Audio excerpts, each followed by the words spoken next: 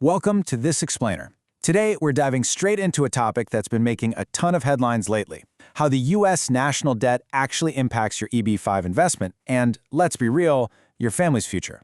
I am so glad you're here with us, because we're going to cut right through all that macroeconomic noise and give you just the straight facts. I mean, it's literally the biggest question on the minds of international investors right now, right? Could rising U.S. debt actually jeopardize your path to permanent residency? When you turn on the news and see these massive trillion-dollar economic figures flashing across the screen, it is completely natural to take a pause and wonder if America remains the right place for your capital and your family's long-term security. Well, let's clear the air right out of the gate. Our sources confirm that despite all those macroeconomic concerns, America remains a highly secure choice. The U.S. has managed high national debt for decades, and throughout all of those cycles, EB-5 investors have safely and consistently secured their green cards. So here is exactly how we're going to break this down for you today and turn that anxiety into actionable clarity. First, debt and your green card. Second, 3 forces impacting EB-5. Third, USCIS funding and timelines. Fourth, selecting the right project. And finally, number 5, is EB-5 still worth it? All right, let's jump right into Section 1, Debt and your green card. Here's the absolutely crucial point you need to understand. Think of the U.S. debt like a giant weather system. It's happening all around us, sure, but it doesn't actually alter the firm legal foundation of the EB-5 program. The program is governed strictly by immigration law and run by USCIS. Changing it literally requires an act of Congress. It's not some knee-jerk reaction to debt levels. Because EB-5 brings in foreign capital and creates American jobs, it just keeps operating safely and securely no matter what that national debt ticker says. Moving right along to Section 2, 3 forces impacting EB-5.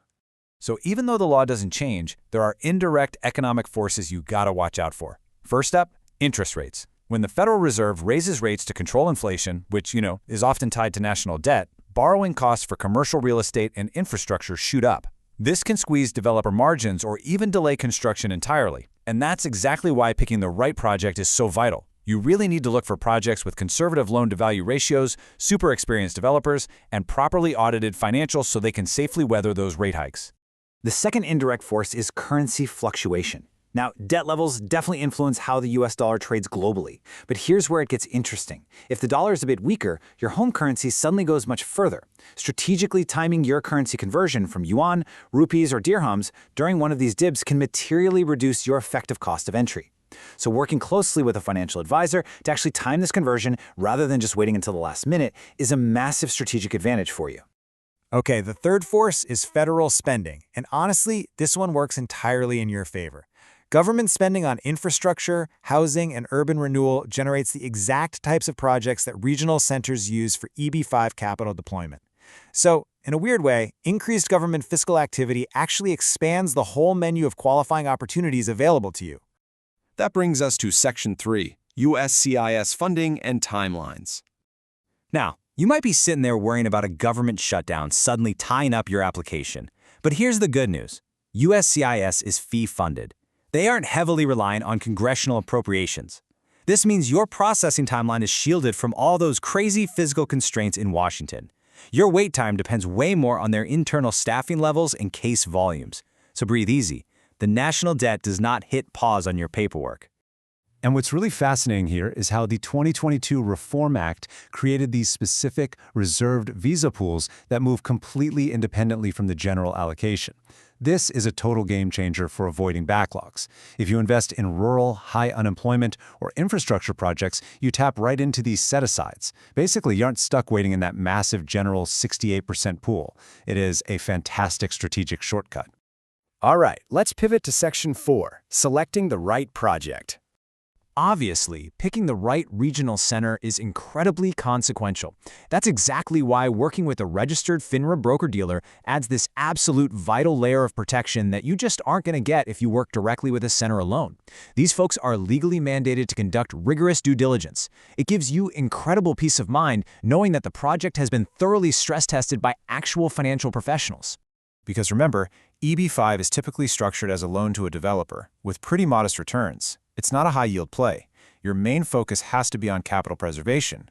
A well-structured project absolutely must offer 3 essential milestones: a crystal-clear repayment timeline, fully transparent reporting while your money is actually deployed, and a highly realistic exit mechanism for when those visa conditions are finally removed. And hey, by targeting those government-supported infrastructure and high unemployment projects we touched on earlier, what they call targeted employment areas, you can actually qualify at the lower threshold of $800,000. It is just an incredible way to leverage government priorities to significantly reduce your required capital layout. Finally, we arrive at Section 5. Is EB-5 still worth it?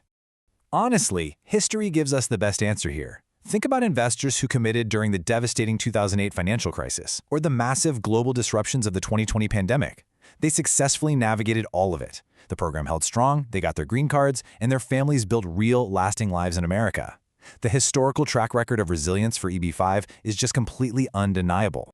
At the end of the day, the fundamental value of a green card isn't tied to a single national debt number ticking on a screen. It is anchored in enduring pillars of long-term stability.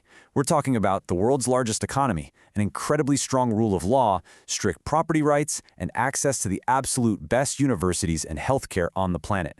None of these core American strengths are suddenly erased by the national debt. So as you weigh all these macroeconomic factors, I want you to ask yourself one final thing. Look past the headlines and think about the legal framework and the economic strength you actually want standing behind your family's legacy. Because ultimately, where will your family put down roots for a secure and prosperous future? Getting a green card is a life decision, not just a financial one. Thank you so much for joining me on this explainer today.